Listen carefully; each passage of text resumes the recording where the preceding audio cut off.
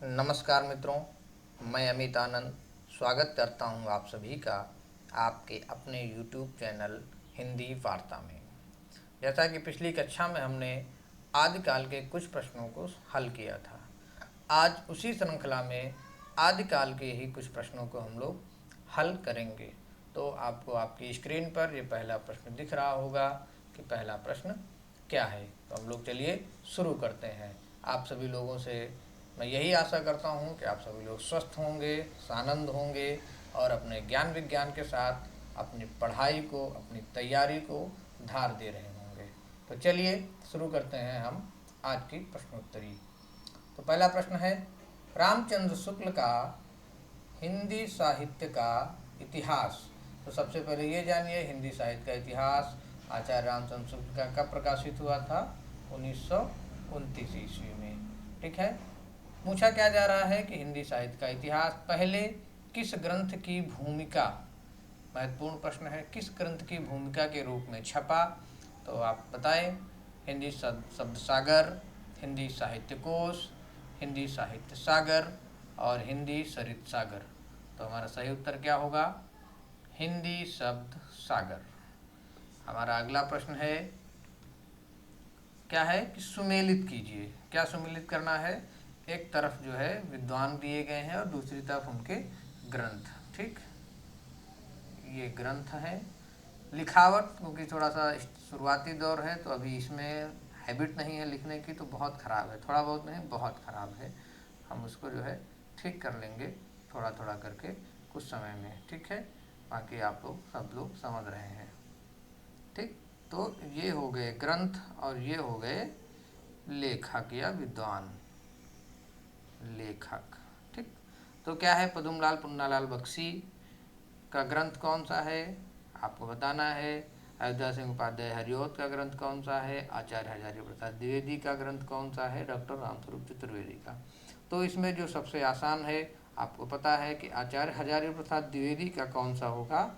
तो हिंदी साहित्य की भूमिका।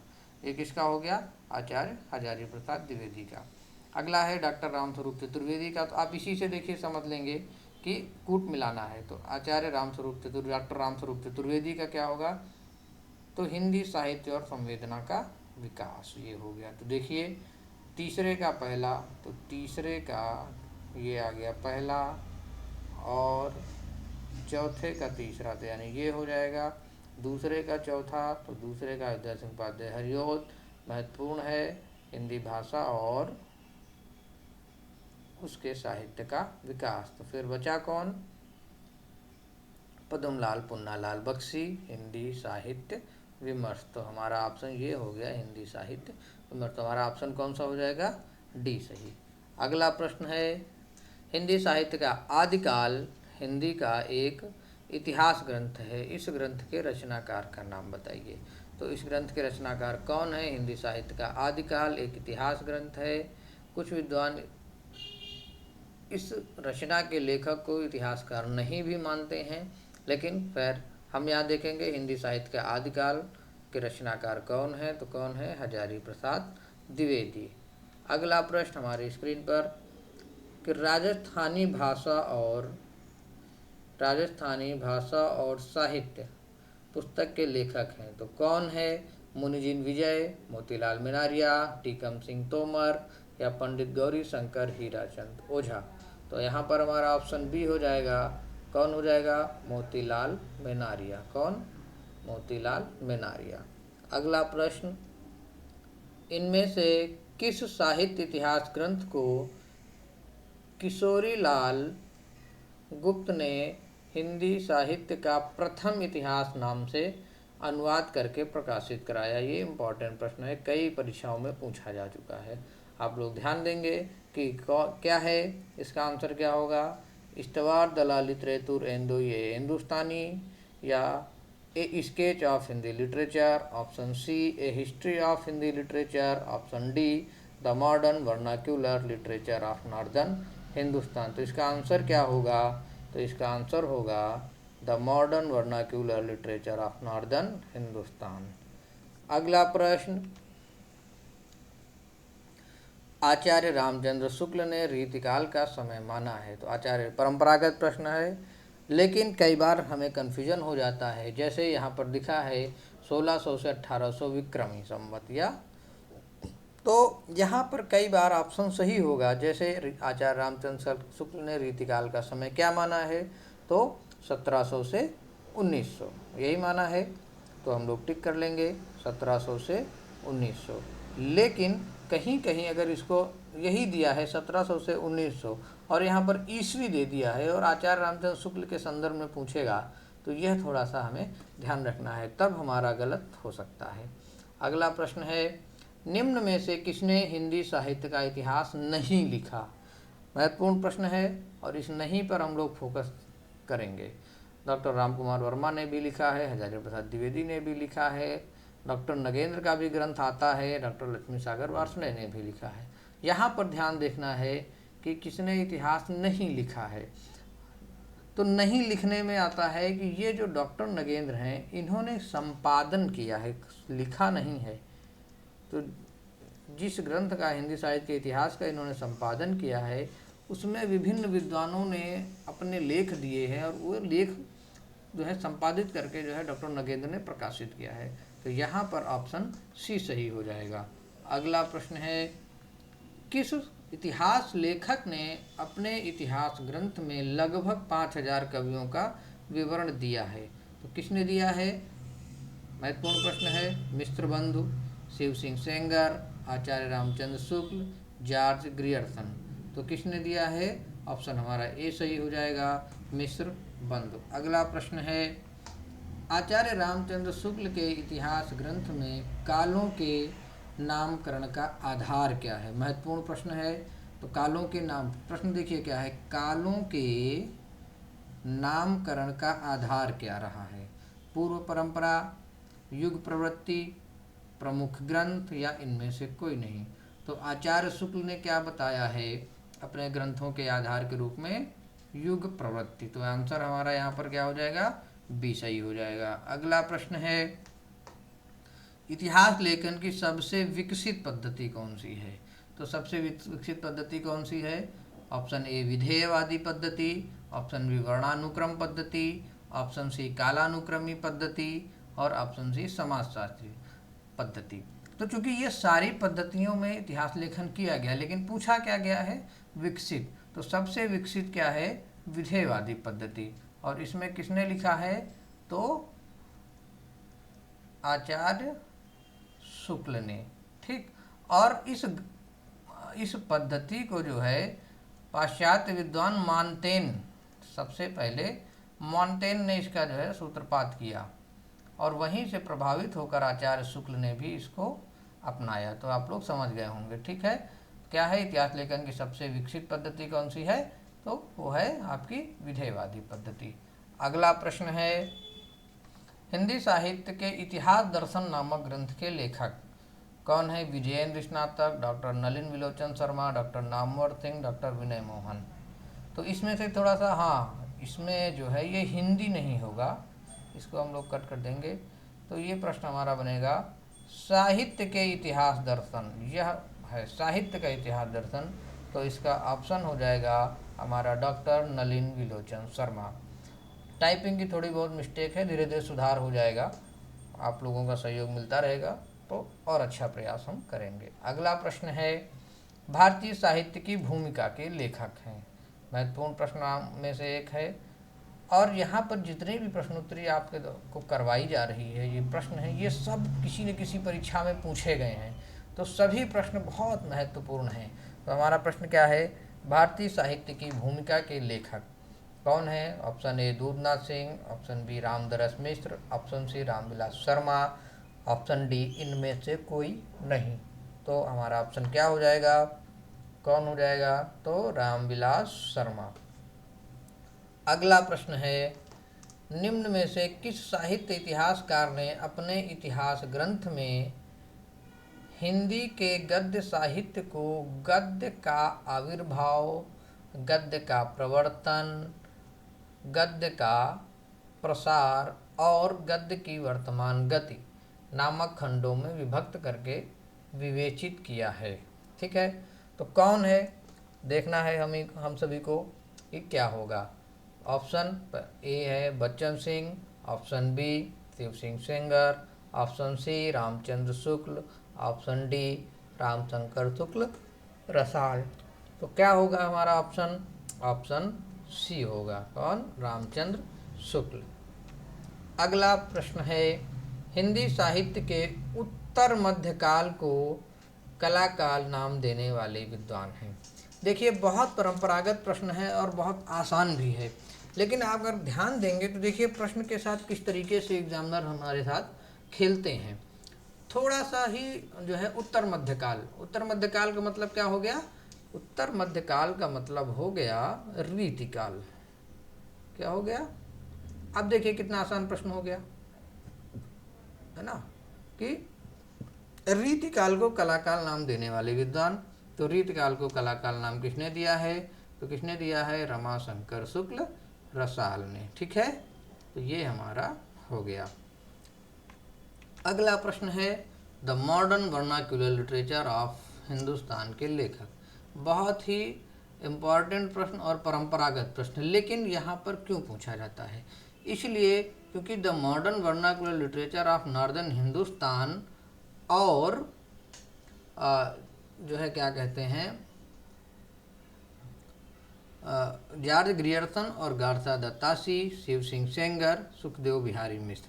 तो इसका ऑप्शन क्या होगा? आपको लग रहा होगा ये बहुत सरल है, लेकिन क्योंकि ऑप्शन में दो विद्वान देखिए पहले ही दे दिए गए हैं, जॉर्ज ग्रियर्सन और गारसा दत्तासी। तो दोनों विद्वानों के जो ग्रंथ आते हैं वो कहीं न कहीं कन्फ्यूजन में हमें डाल देते हैं, इसलिए यह प्रश्न ध्यान से बनाना है। The modern vernacular literature of northern Hindustan के लेखक जॉर्ज ग्रियर्सन। कौन? George Grierson. यहीं पर आप कमेंट में बताइए गारसा दत्तासी के ग्रंथ का नाम।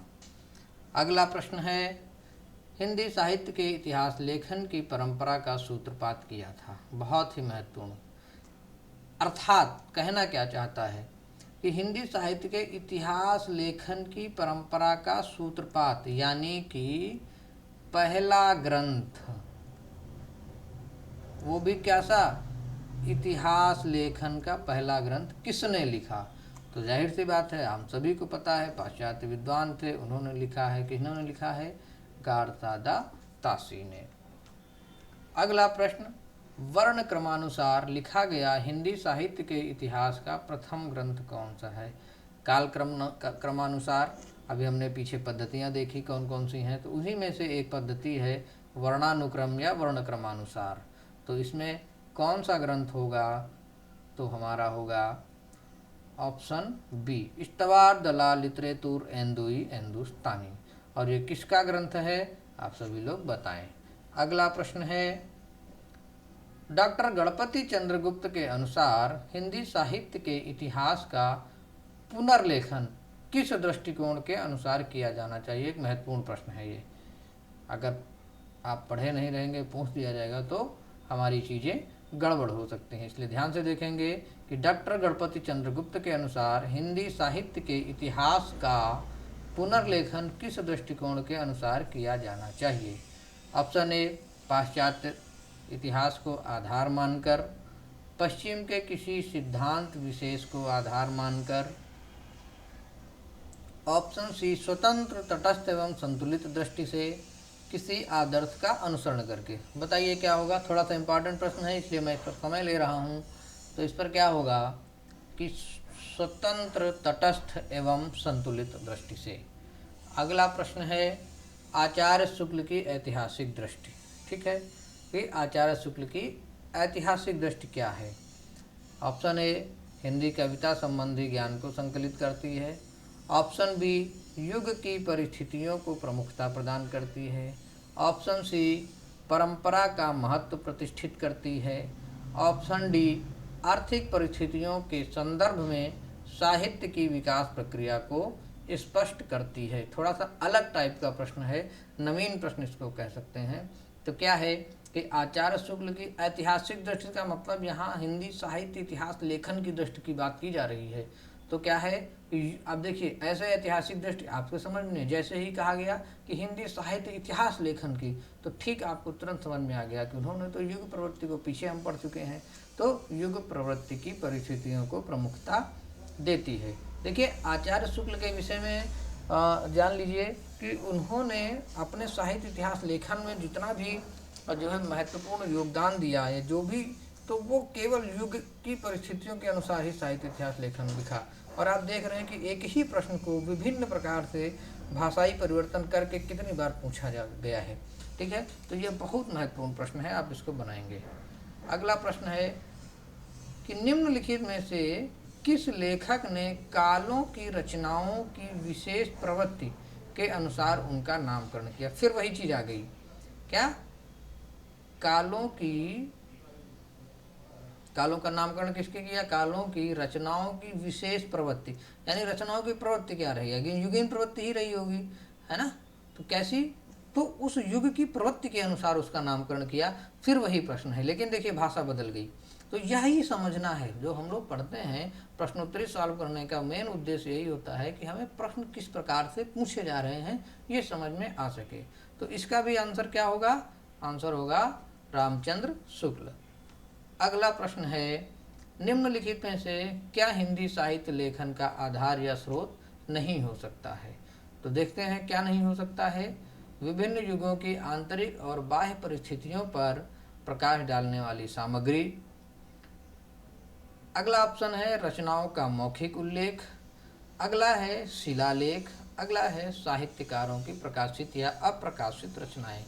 तो इसमें क्या कहा गया है, हिंदी साहित्य लेखन का आधार या स्रोत नहीं हो सकता है। ठीक है, तो नहीं हो सकने में आपका ऑप्शन बी सही होगा कि मौखिक रचनाओं का उल्लेख से हिंदी साहित्य के इतिहास का लेखन नहीं लिखा जाता है। आप इसको इस चीज़ से समझ सकते हैं, जैसे अगर हम भाषा और बोलियों की बात करते हैं तो जब भोजपुरी की बात करते हैं तो भोजपुरी का लौकिक साहित्य बहुत है, खूब सारा लौकिक साहित्य मिलता है, लेकिन बहुत प्रामाणिक तौर पर उसको अभी राजभाषा का दर्जा भी नहीं दिया गया है, इसीलिए क्योंकि उसकी जो है जो भी साहित्य है या जो भी कुछ है वो लिखित रूप से नहीं मिलता है या बहुत कम, यानी ना के बराबर मिलता है। तो मौखिक आधार पर जो है या मौखिक सामग्री के आधार पर इतिहास लेखन या किसी भी लेखन को आधार नहीं माना जा सकता है, यहाँ पर यही बात कही गई है। अगला प्रश्न है, निम्नलिखित में से कौन सी पुस्तक आचार्य हजारी प्रसाद द्विवेदी की नहीं है।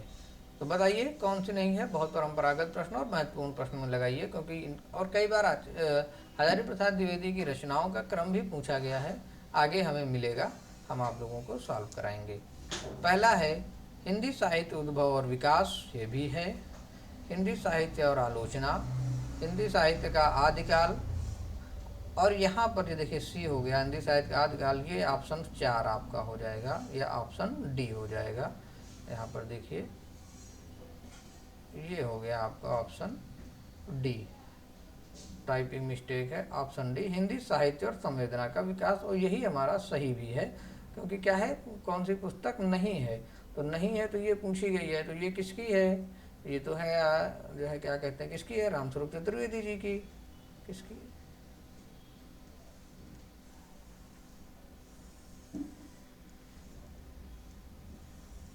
ठीक है, तो रामस्वरूप चतुर्वेदी की है, तो यहाँ पर ऑप्शन हमारा हो गया डी। अगले प्रश्न की ओर चलते हैं। आचार्य रामचंद्र शुक्ल के अनुसार आदिकाल का समय है, तो बताइए आदिकाल का समय क्या होगा। परंपरागत प्रश्न है तो संवत 1050 से 1375 विक्रमी हो गया।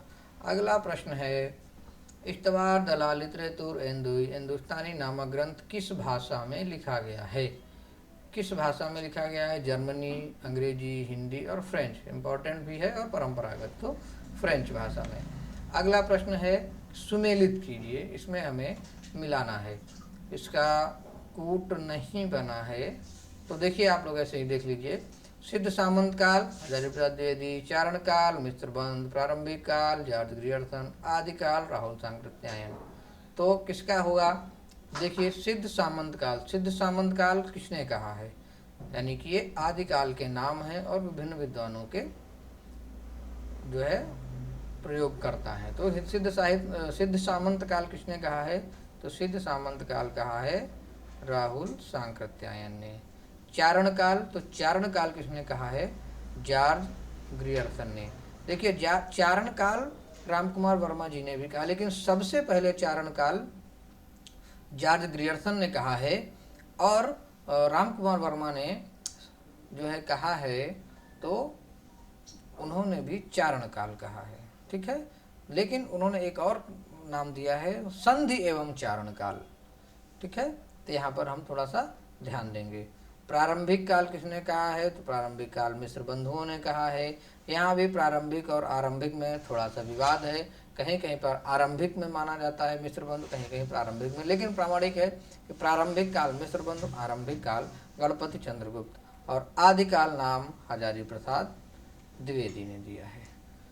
तो अच्छा लगा होगा आप सभी को, मैं आशा करता हूँ। और आज की प्रश्नोत्तरी यहीं पर, और इसी के साथ अगली प्रश्नोत्तरी के साथ फिर हम लोग मिलेंगे। तब तक के लिए बहुत बहुत आभार, धन्यवाद।